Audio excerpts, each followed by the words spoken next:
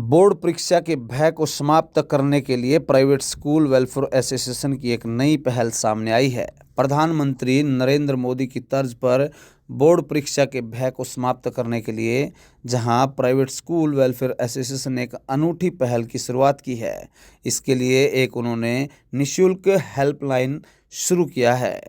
उनका उद्देश्य न केवल परीक्षा में भय से पीड़ित बच्चों की मदद करना बल्कि उनके अभिभावकों को भी सही मार्गदर्शन और काउंसलिंग प्रदान करना है।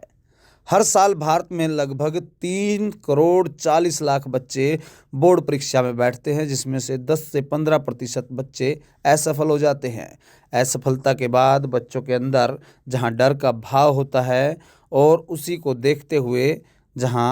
हेल्पलाइन नंबर और इसका उद्देश्य जहां वेलफेयर सोसाइटी ने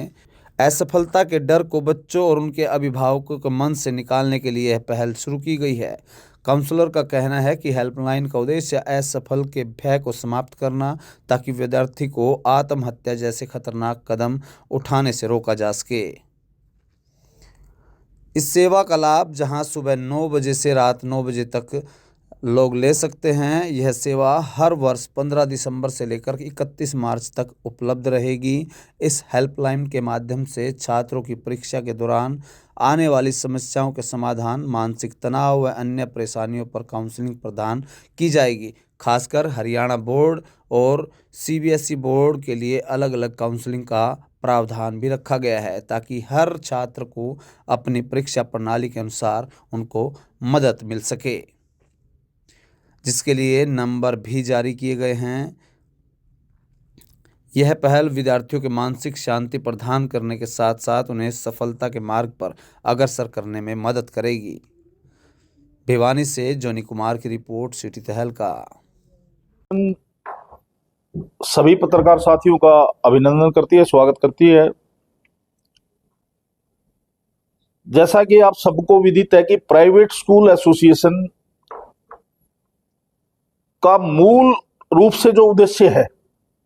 वो हरियाणा के बच्चों की शिक्षा के साथ साथ उनके बचपन को बचाना, उनकी जिंदगी को बचाना।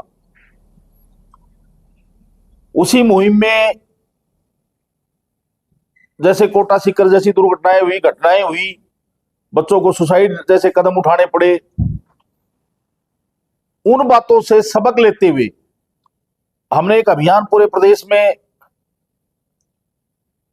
हमारे यशस्वी जिलाध्यक्ष अमित डागर जी के मार्गदर्शन में, इनके नेतृत्व में,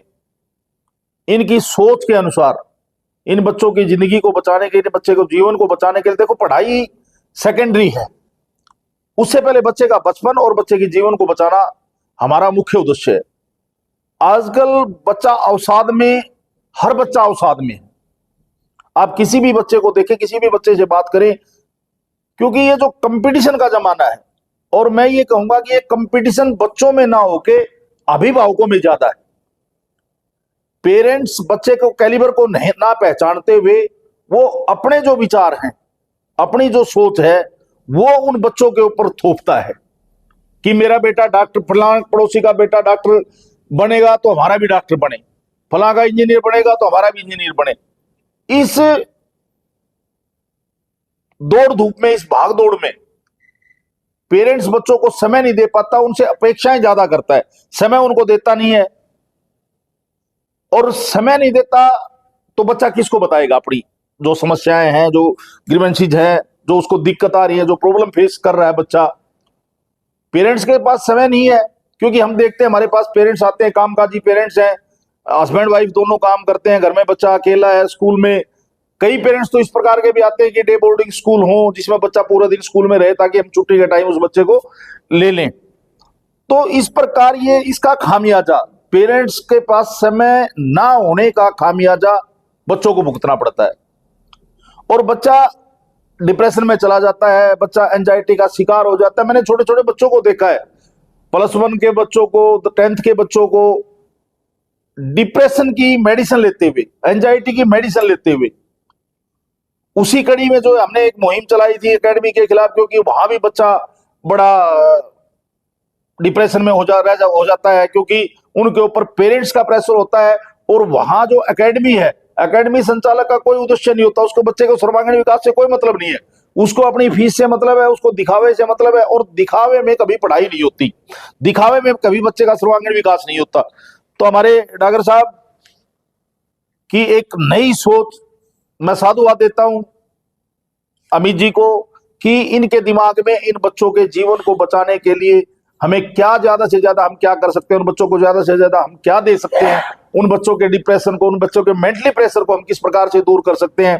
तो ये एग्जाम का समय है, जब एग्जाम का समय होता है तो बच्चा वैसे ही टेंशन में आ जाता है, बच्चे को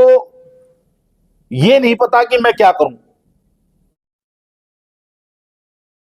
करने वाला, उन बच्चों को सही दिशा देने वाला, क्योंकि पेरेंट्स के पास समय नहीं है, तो वो बच्चा अंदर ही अंदर घुट जाता है और वो फिर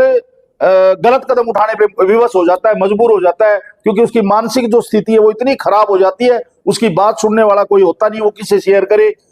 तो इसी सोच को लेकर अमित डागर जी ने एक हमारी एसोसिएशन की तरफ से एक बड़ी मुहिम कहूंगा मैं इसको, हरियाणा प्रदेश के बच्चों के जीवन को बचाने के लिए, उन बच्चों की काउंसलिंग के लिए, उन बच्चों को ठीक दिशा देने के लिए हमारे जिला के अध्यक्ष डागर जी, अमित डागर जी ने ये एक मुहिम शुरू